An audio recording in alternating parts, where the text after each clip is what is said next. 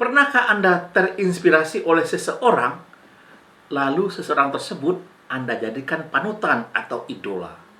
Saya pernah. Ketika saya ingin menulis, saya teringat Putu Wijaya yang menyuruh dirinya menulis 40 halaman sehari. Saya terinspirasi. Atau Buya Hamka yang memaafkan dan menyolatkan orang yang memenjarakan dia. Dan Bung Hatta yang membelikan seluruh gaji pertamanya untuk buku. Sangat memberikan karakter dalam bersikap. Itulah yang akan kita pelajari dalam biografi.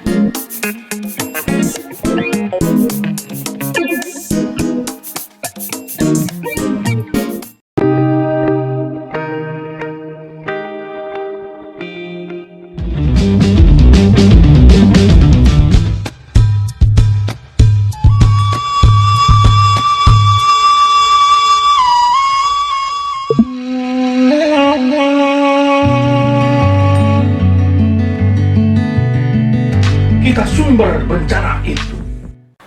Biografi.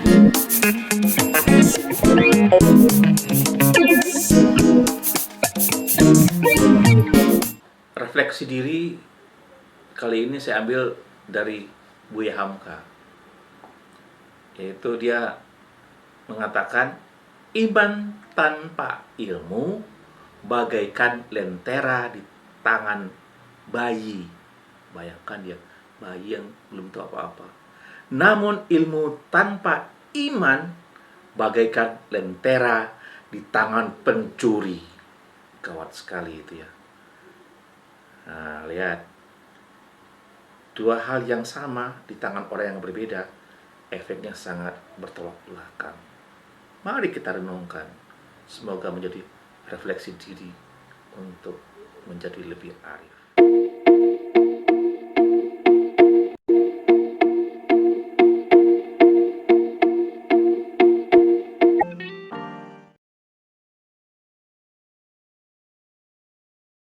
Sebelum kita lanjut, ada baiknya kita berdoa menurut agama dan kepercayaan masing-masing. Berdoa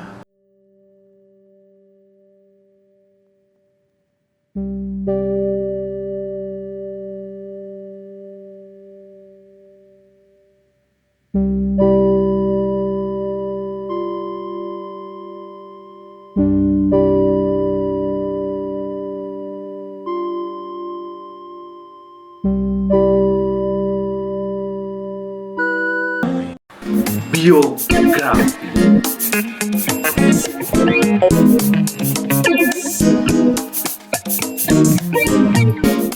Nah, kita langsung masuk ke pengertian teks biografi ya. Saya mengambil dari Kamus Besar Bahasa Indonesia karena ini yang standar. Biografi dalam KBBI artinya adalah riwayat hidup seseorang yang ditulis oleh orang lain. Jadi riwayat saya ditulis oleh orang lain, itu namanya biografi. Tapi kalau riwayat saya tulis sendiri, namanya autobiografi. Pada jenis-jenis teks biografi ada banyak sebetulnya, tetapi saya mengambil 5 saja. Biografi yang berdasarkan sisi penulis, biografi berdasarkan isi, biografi berdasarkan izin penulisan, biografi berdasarkan persoalan yang dibahas, dan biografi berdasarkan penerbit. Yang 5 ini kita bahas ya. Mari kita lihat satu persatu. Biografi.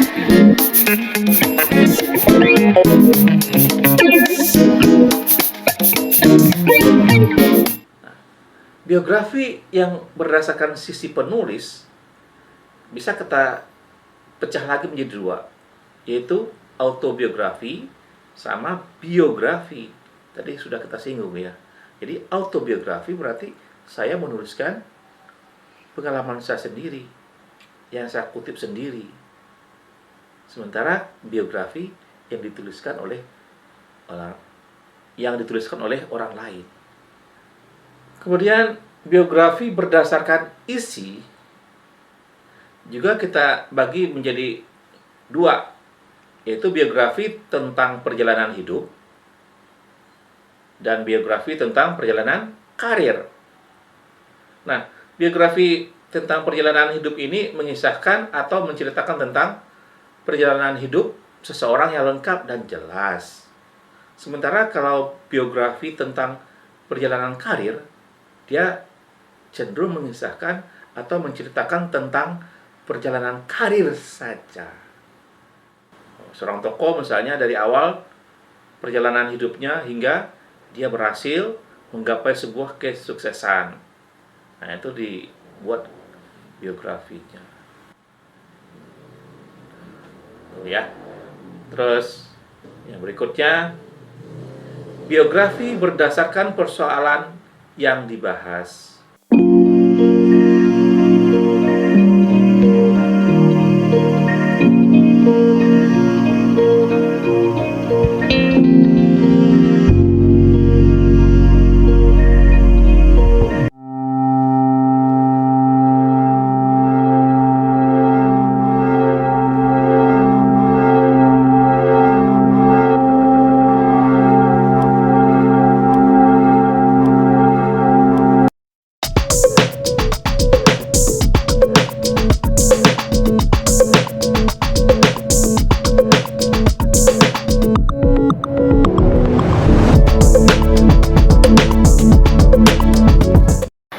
Biografi.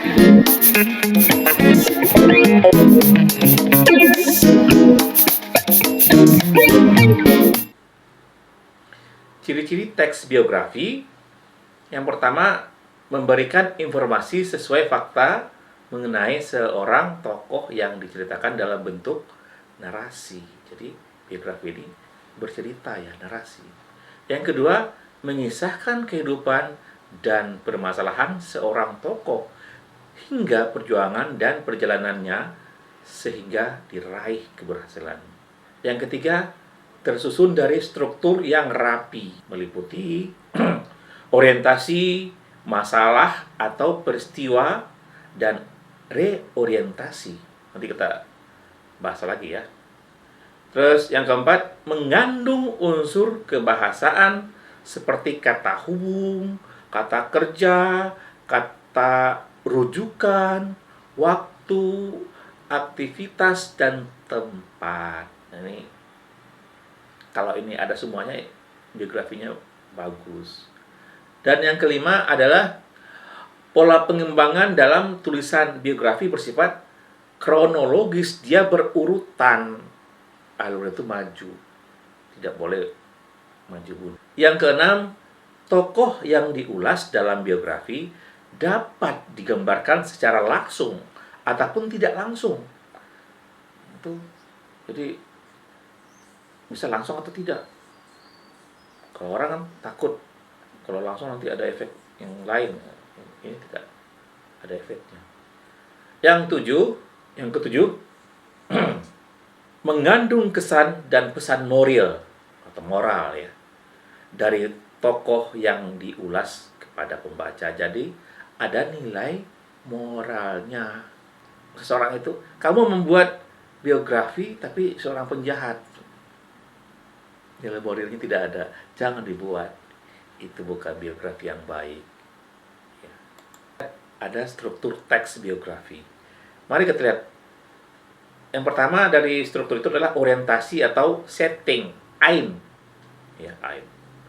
Nah, ini berisi informasi mengenai latar belakang kisah atau peristiwa yang akan diceritakan selanjutnya untuk membantu pendengar atau pembaca. Kemudian, informasi yang dimaksud berkenaan dengan ihwal siapa, kapan, di mana, dan mengapa. Kemudian struktur teks biografi yang kedua, kejadian penting atau important event, record of event. Ini berisi rangkaian peristiwa yang disusun secara kronologis menurut urutan waktu yang meliputi kejadian-kejadian, ya maksudnya kejadian utama ya, yang dialami oleh tokoh runtut itu, mulai dari kecil, remaja, dewasa, sukses. Dalam bagian ini mungkin pula disertakan komentar-komentar. Boleh kita minta testimoni-testimoni orang-orang yang terkait pada beberapa bagian yang dibutuhkan. Nah, jadi ini yang dibutuhkan saja ya. Tidak perlu semuanya, nanti nggak cukup. Struktur teks biografi yang ketiga yaitu reorientasi. Ini berisi komentar, evaluatif atau pernyataan simpulan mengenai rangkaian peristiwa yang telah diceritakan sebelumnya. Bagian ini sifatnya opsional, jadi pilihan ya, yang mungkin ada atau tidak ada di dalam suatu cerita ulang.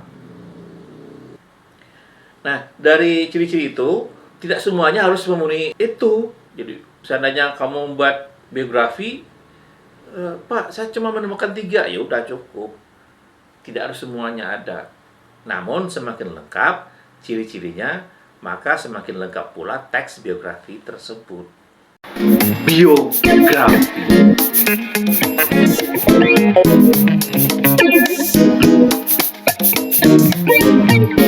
Yang bagian kedua yaitu aspek yang dapat diteladan dari teks biografi. Inilah inti dari biografi itu.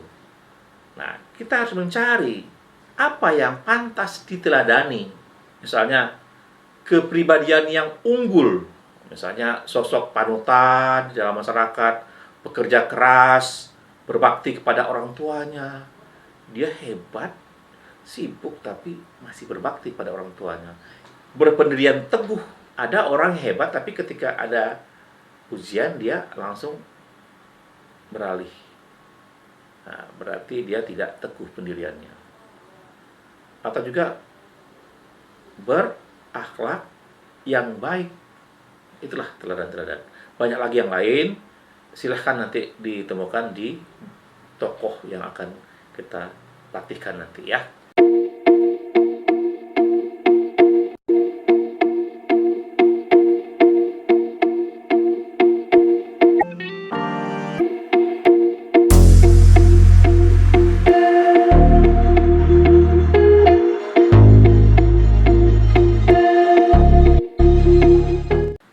Coba lihat. C. Pengungkapan kembali keteladanan tokoh dalam teks biografi. Nanti kita akan coba mengungkapkan kembali dalam bahasa kita. Kan sudah ada di teks. Kalian ada satu kelas, ada 40 orang dalam satu kelas misalnya. Orang yang sama tentu akan mempunyai kesan berbeda ketika diceritakan kembali oleh siswa yang berbeda, walaupun sumbernya sama. Nah, nanti kita belajar itu ya. Ada 2 hal yang harus kita perhatikan untuk pengungkapan kembali keteladanan itu, yaitu dengan identifikasi karakter unggul tokoh biografi dan cara meneladani karakter unggul tokoh dengan teks eksposisi. Jadi bagaimana kita meneladaninya? Inilah pelajaran-pelajaran yang sangat mengambil kearifan dalam kehidupan. Biografi.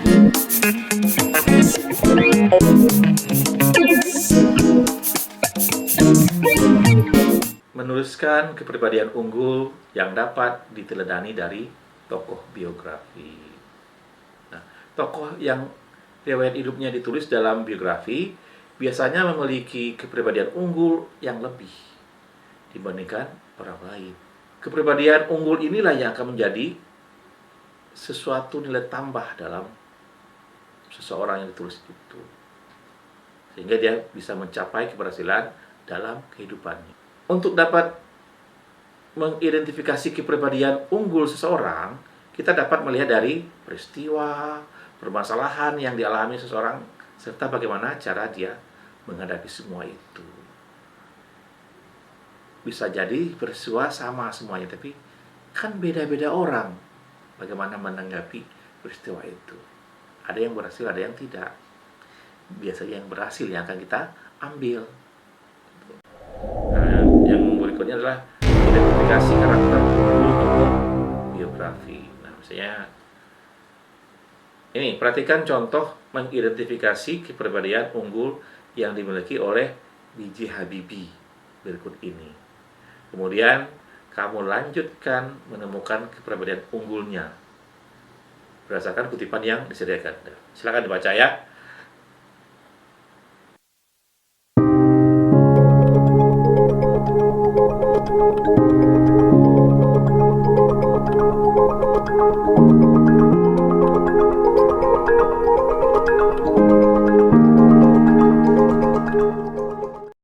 Apa yang bisa diambil?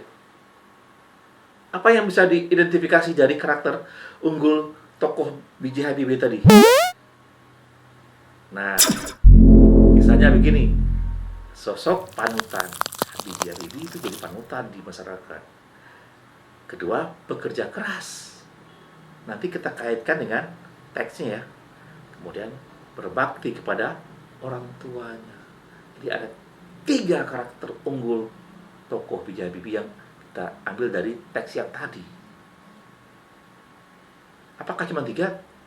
Tidak, tergantung teksnya. Cara meneladani karakter unggul tokoh dengan teks eksposisi. Nah, nanti setelah diidentifikasi, kita buat teksnya dalam bentuk eksposisi.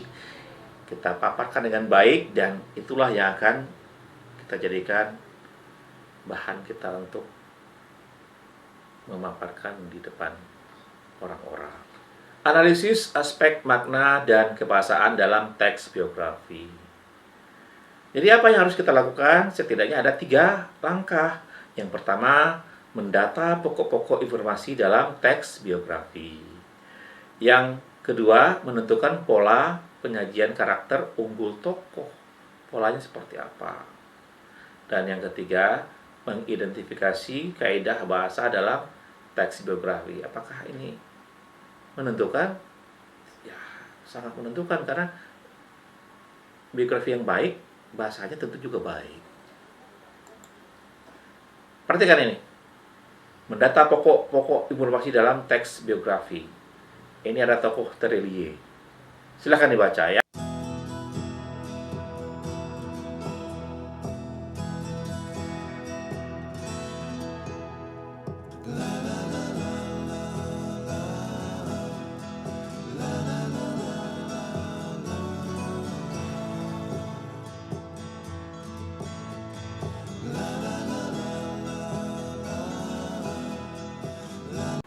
Nah,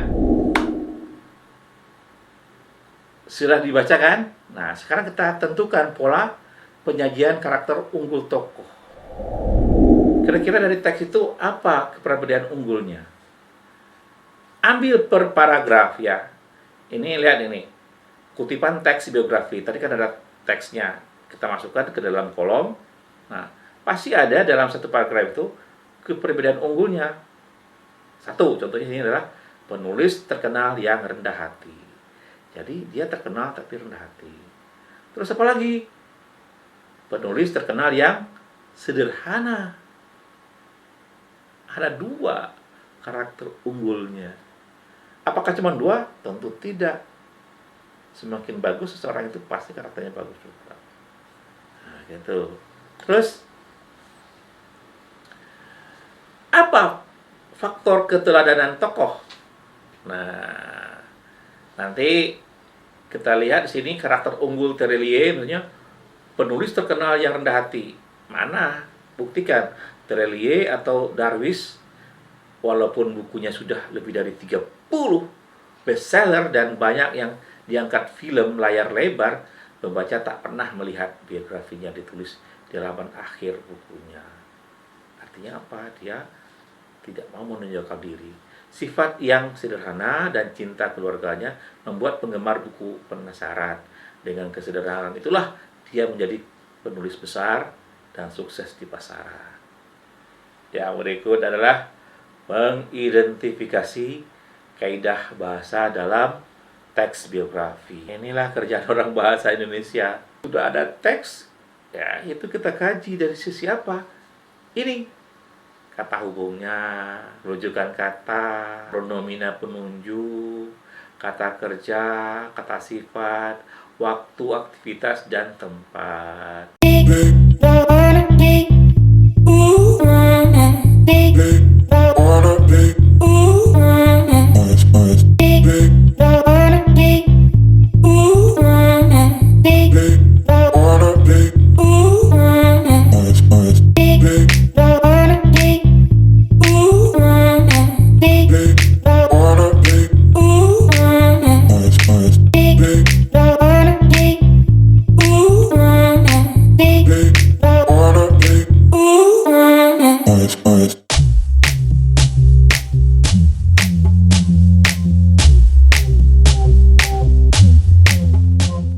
Yang terakhir, cerita kembali isi teks biografi.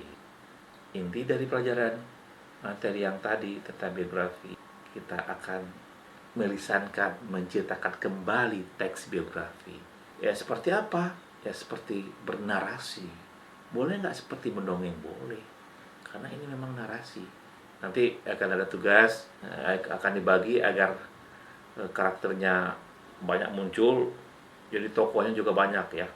Satu siswa, satu tokoh. Kalau didengarkan oleh yang lain, berarti satu kelas itu, kalau 40 siswanya, ada 40 karakter, minimal 40 karakter yang bisa kita pelajari dan renungkan. Gitu ya. Demikianlah pelajaran kita hari ini. Untuk tugas nanti ada